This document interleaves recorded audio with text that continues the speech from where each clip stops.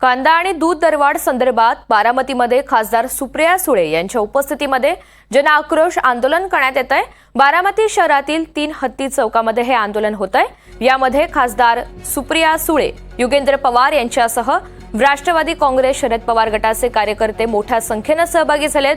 कांद्याला हमीभाव मिळाला पाहिजे, दुधाला हमीभाव मिळाला पाहिजे, शेतकऱ्यांना न्याय मिळाला पाहिजे अशी जोरदार घोषणाबाजी या कार्यकर्त्यांनी केली आहे। काळ्या फिती लावून आंदोलकांनी महायुती सरकारचा निषेध सुद्धा या ठिकाणी नोंदवलेला आहे।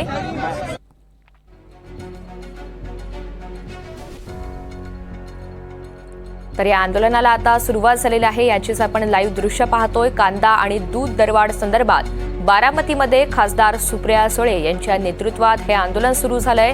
युगेंद्र पवार सुद्धा आंदोलनात सहभागी झालेत। जनआक्रोश हे आंदोलन आहे। बारामती शहरातील 3 हत्ती चौकात हे आंदोलन सुरू करण्यात आलंय।